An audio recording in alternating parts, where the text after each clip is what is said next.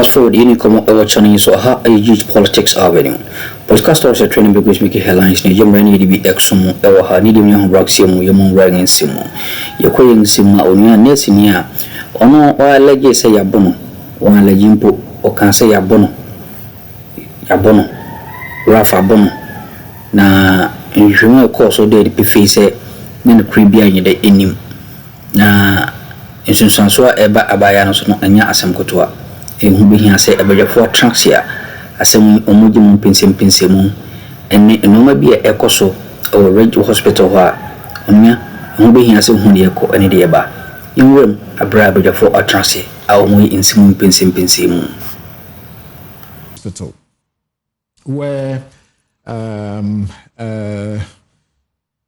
someone by name St. Williams went there to do whatever he had to do, and it ended up with an alleged assault of a nurse. And then the minister, Ralph St. Williams, and then the minister set up an investigative committee, and the committee did its work, brought its report.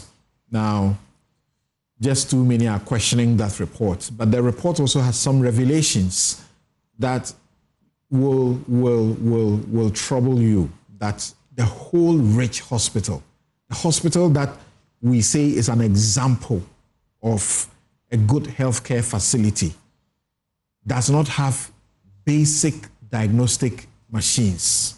So people have to be asked to go look for the services elsewhere. Looks like that place is also beginning to turn to a place like Kolebu, where sometimes you go, the basic things you need are just not there. They are asking you to go out. And then on the road, Kolebu Road, you see all the, things you need are there. Dr. Yankson. Samson. Where do you start from as far as this matter is concerned, even though we are very limited time? Okay, so probably let's zoom into the findings, the conclusions. As for the narratives, we've all heard so much about them. I want to group the findings into two. The first is what you spoke about. So that will, if you look at the four key findings, I'll put number 1, number 3, and 4 together. Number 2 borders on the patient for now, or the victim. Now, if you look at number 1, it's basically telling us that there was no delay in attending to the patient. However, the systemic problems within the facility, which are outlined in 3 and 4, was basically the cause of a delay in getting a definitive diagnosis and treatment. And of course, this tells us that the actions of this gentleman, Ralph St. Williams or whatever his name is, I'm not too familiar with the name, were unfounded because the committee has established clearly that there was no delay. And if you listen to the narratives as evolved over time, the nurses or the medical team were clear in their minds that they had already treated him, and the other patient that he was complaining about had also been treated. But of course, the systemic problems were what they were trying to deal with. And those ones are beyond the scope of the ordinary worker in the emergency room. Now, if you go to 3 and 4, where they talk about the lack of facilities or the broken down equipment and what have you, that begins to tell you the kind of challenges we have in our healthcare system. Ridge Hospital is part of the Ghana Health Service. And arguably, it is their flagship health facility, arguably. So if here in Accra, we see all these problems, you can imagine what happens in the regions and the districts. And then, of course, the sub-districts. We have situations where virtually all the diagnostic bits, as outlined in the reports, are all broken down. And the recommendation even goes on to tell us that beyond Ridge, there are other problems that we need to attend to in the overall chain. So, i.e., outside of the Greater Accra Hospital, which we popularly call the Ridge Hospital. Now, if the patients or the population do not really understand the dynamics of the health system, we'll have a situation where these inadequacies will always be visited as sins on the workers who happen to be there through no fault of theirs. They are trying to practice their lawfully chosen professions and to help all of us, because health is a common good for everybody. Unfortunately, these problems, I don't know what exactly our problems are as a country and why we get ourselves into some of these situations. The culture of maintenance, the culture of sticking to agreements between parties, because these diagnostic sets that are all not working, they are very more or less recent agreements on some of these things. So you ask yourself, how on earth is it possible for us not to ensure that the details of agreements we have with providers of some of these equipment are just, adhered to? How is it the case that we always want all our equipment to fall flat without any value for all of us? And then we continue to lose lives, we continue to have issues like we are all grappling with. In 2023, is it June or July, as Dr. Kwame Pr0sěcutiǒn and Sechi Brown Reginald have brought to our attention, there was a hospital's assessment report that was generated. And among the key findings were that only 38% of all facilities offering inpatient services have dedicated isolation beds. 74% of regional hospitals, 68% of district hospitals, and 36% of other general hospitals offering inpatient services had dedicated isolation beds. Overall, 32% of facilities have access to an emergency transport system for patients. The primary level had the least access to emergency transport systems. 18% of CHIPs and 29% of health centers, 39% of polyclinics, and 40% of clinics and maternity homes. It gives you a litany of how retooling of the hospitals doesn't appear to be our priority. So the very basic things they need, they are not there. And here we were building 11 hospitals, and now we hear also the NDC talking about building some others. Meanwhile, those that are already in existence, they don't have the facilities. That's the problem with that. The culture of maintenance is so bad, and it cuts across everything. Look, you check all the sectors that we have as a group of people, as a country, and you realize that any facility that is put up virtually lacks maintenance. And it's something that we need to work hard and move away from. You see, on this emergency bits, this is one crucial area where we've actually lost sight of same over a long period. I remember when I was active in, GMA activities, we've had times that we've dedicated a whole annual general conference or a public lecture to speak about things like emergency medicine. Emergency medicine is such that if you don't up your game, you're going to lose a lot of your citizens. Most health facilities don't have what you can describe as a functional or a proper emergency room. Human resource is also another challenge. If you look at this report, it tells you the staffing norms, where on the nurses front, you have a chunk of them having left posts, ostensibly to seek greener pastures elsewhere. And I don't fault them at all. Let's be candid with ourselves.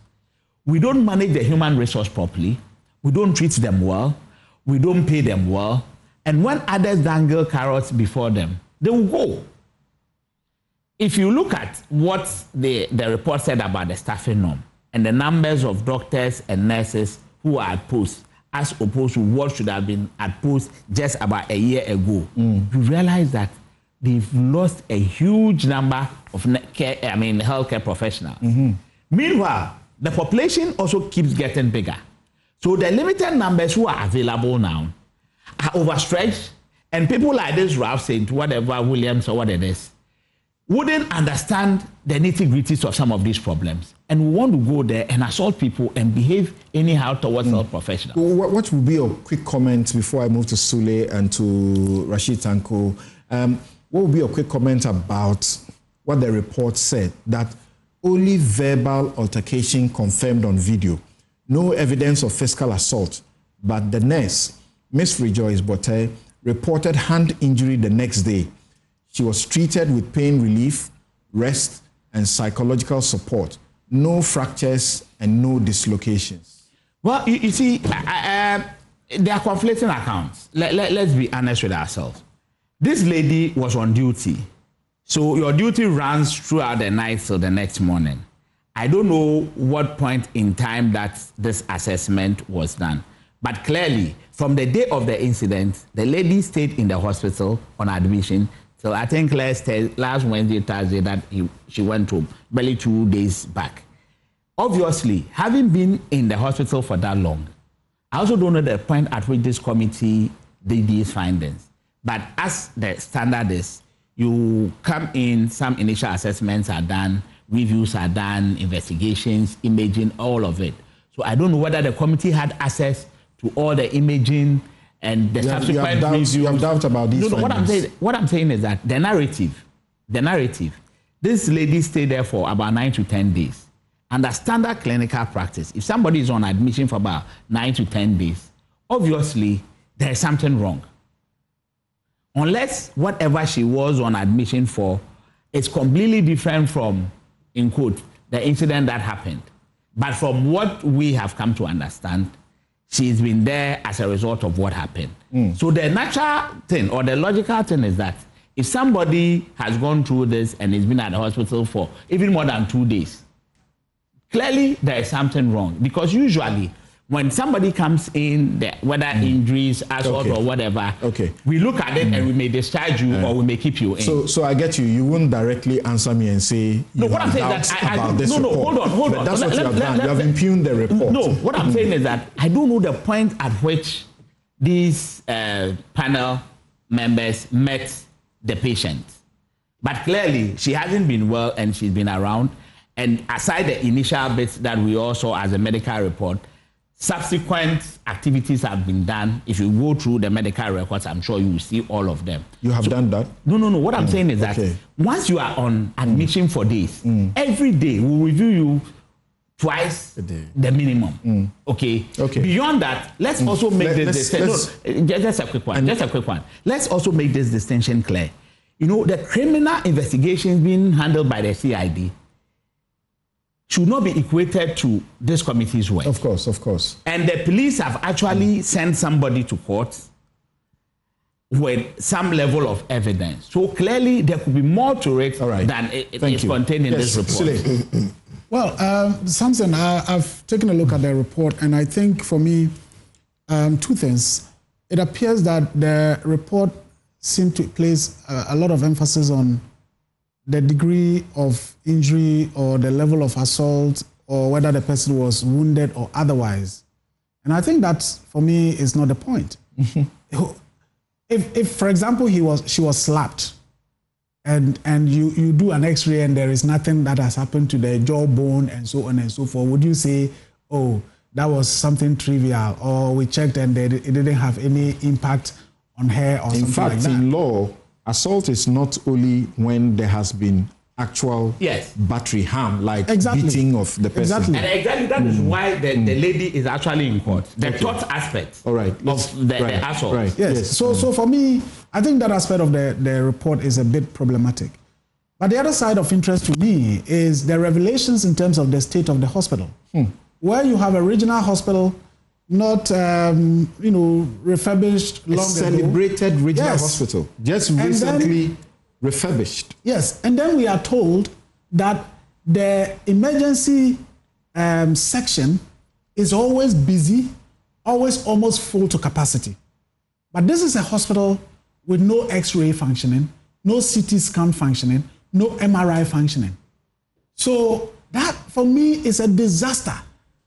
a regional facility that people will look up to, and that is the reason why the emergency department is always full to capacity. And these fundamental diagnostics equipment are non-functional. Then how is it a hospital really? How is it better than the clinic at the village, beyond having some specialists here because it's a big facility and all of that? I think that is where we should really pay attention to.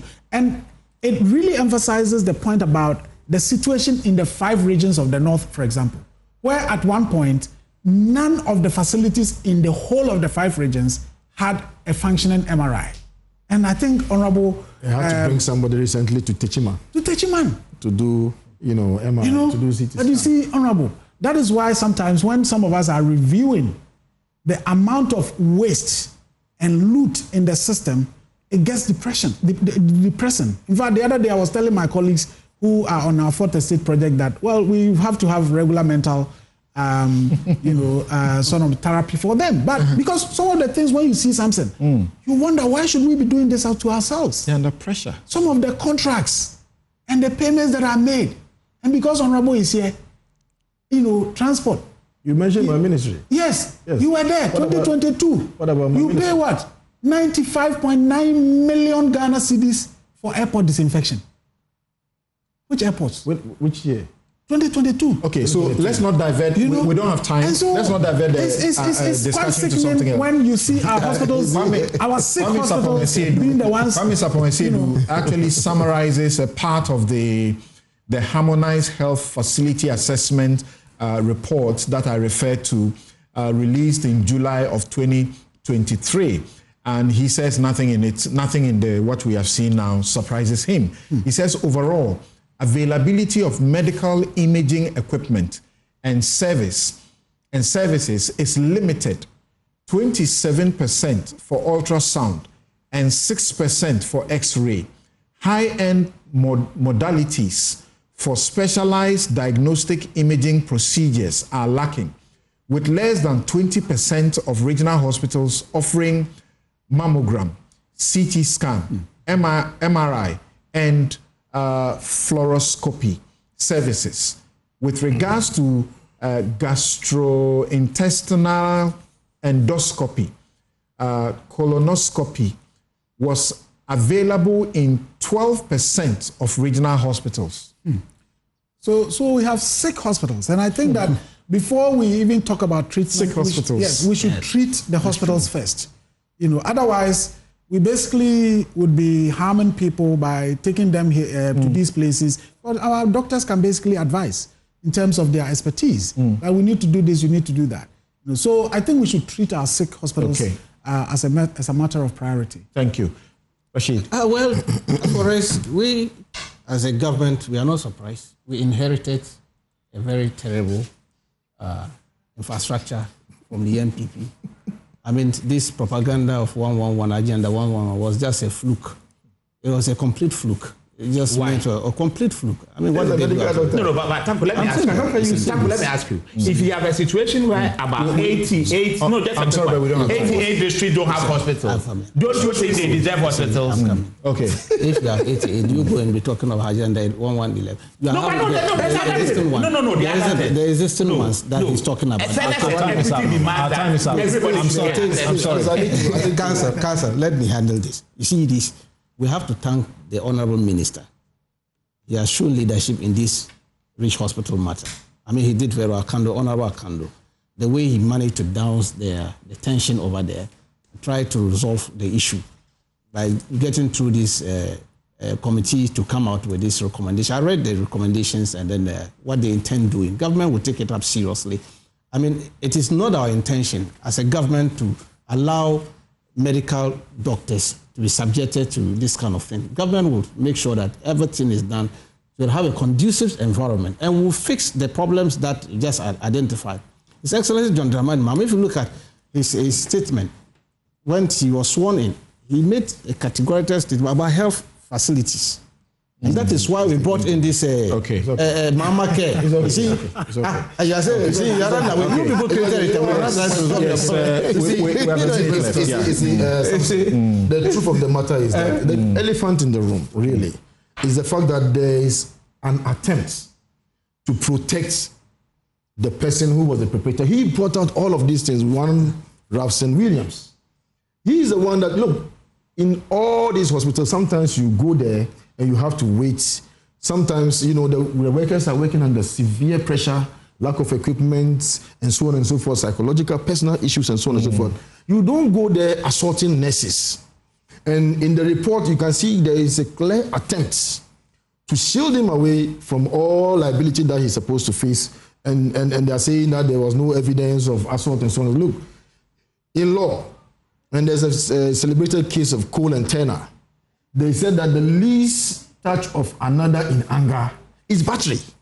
So you don't need to even hit me so hard to dislocate my jaw or something.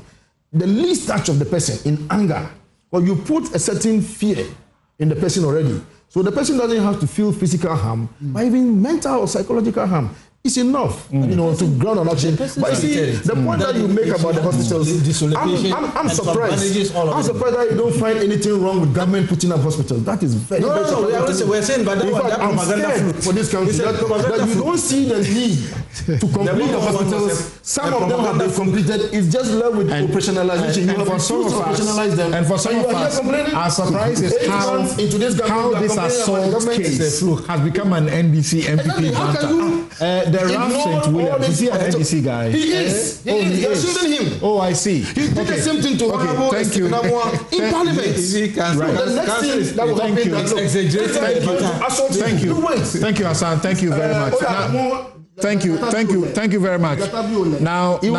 Now, as we end, a doctor, Edward Addo, says that we ain't some whole team course or channel so man was so jam ewa that's an so bad in the edumiania ibesen shiem na ya sum o kwanson so kra AG Politics Avenue.